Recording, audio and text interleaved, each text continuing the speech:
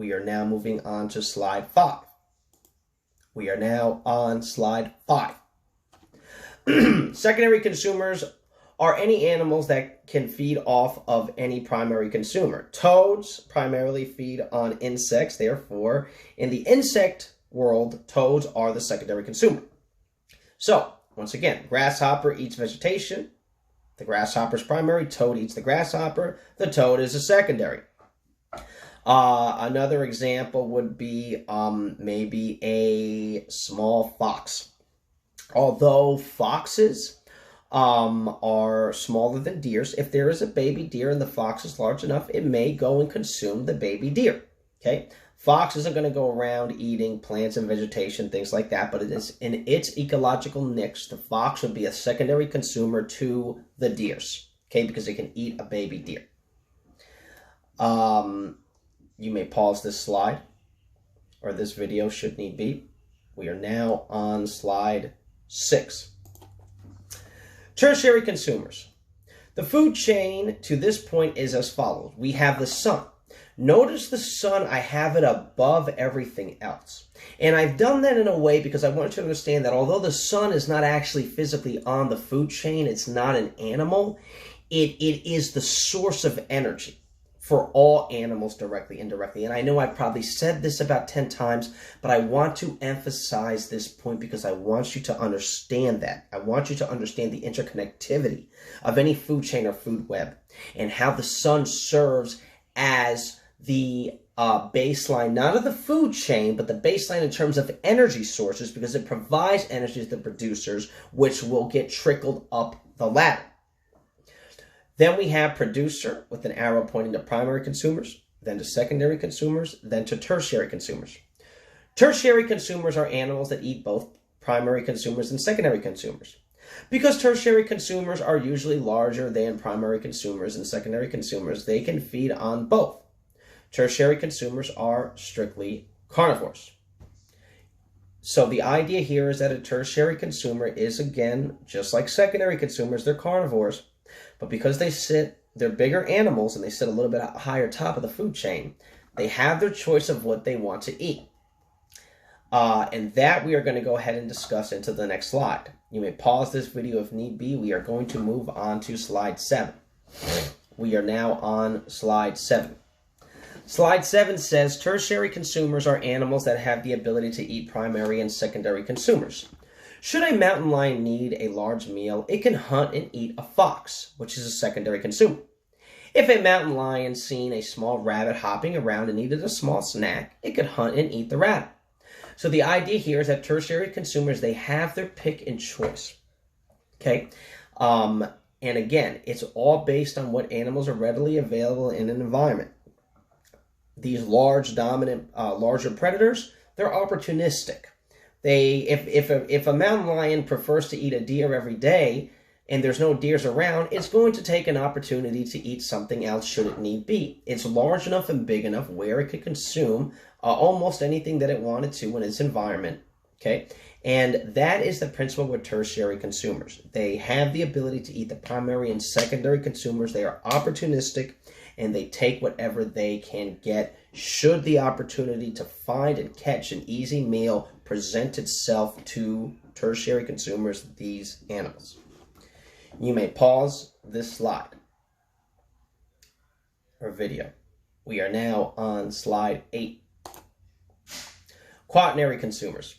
In any food chain / food web, quaternary consumers are the predators that sit atop at the tippy top of the food chain. A quaternary consumer is the apex predator in any given environment. Quaternary consumers are unique in any given food web because quaternary consumers can eat tertiary consumers, secondary consumers, primary consumers, and even producers. Quaternary consumers are omnivores, meaning they can eat both vegetation and meat. So the unique thing about quaternary consumers are the largest of the large. And in some instances, they may not be the strongest, which you are going to see in the next slide. The idea here, for example, a bear. A bear would be a quaternary consumer. A bear is at the top of the food chain. It is the largest predator. It can eat a mountain lion if it wanted to. It can eat a fox. It can eat a rabbit, or it can go into your trash can and eat those leftover grapes that you didn't eat yesterday and decided to throw out in the garbage. Just like tertiary consumers, they're opportunistic, but their diet ranges through a wide variety of things. That's what makes them quaternary consumers. You may pause this video. We are now on slide 9. Although some humans are strictly vegetarians and some humans like myself eat primarily meat, we sit at the top of any food chain / food web we walk into. Humans are a perfect example of quaternary consumers. Although lions and crocodiles have the ability to hunt and eat humans, humans have technology that could allow us, if we wanted to eradicate every single lion and crocodile that exists in the world today. We could wipe them all off the face of the planet if we really wanted to, as a species. One primary example of how humans are quaternary consumers can be linked to the coronavirus. The coronavirus started in Chinese wet markets, which are markets that sell animal meats from every level of the food chain. And there it is right there. You can thank the coronavirus to the fact that we are quaternary consumers. These wet markets, they have all these different animals. They have bear meat, they have toads, they have fish, they have a rabbit, they've got dog, cat, all this different meats from all these different animals that occupy all these different levels of the food chains. If you look at the diagram that I chose at the bottom, what I'm trying to show you here is that the lion and the crocodile, we know that lions and crocodiles eat humans all the time. It's a very common thing that happens in Africa. Nevertheless, though, as a species, okay, if a lion is charging at us and I have a bow and arrow like the gentleman in the image that you see there below, I'm going to be able to hunt the lion and I'm going to be able to eradicate it. He may get the better of me, but if you look at the number of humans in Africa versus the number of lions in Africa, lion numbers are on the decline. Why?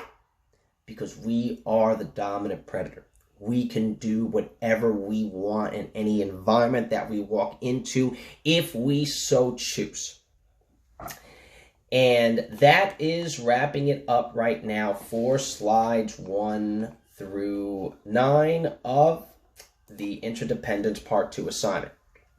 So I'm going to go ahead, I'm going to upload this, and there will be an assignment attached.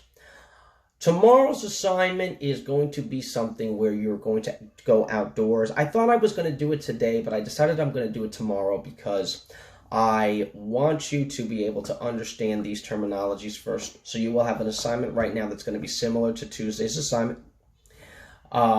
Make sure that you turn it in. And remember that you can copy and paste. I will copy and paste it in the bottom if you need to write your own Google Doc, and I will also send you a copy of the document. Thank you. Bye-bye.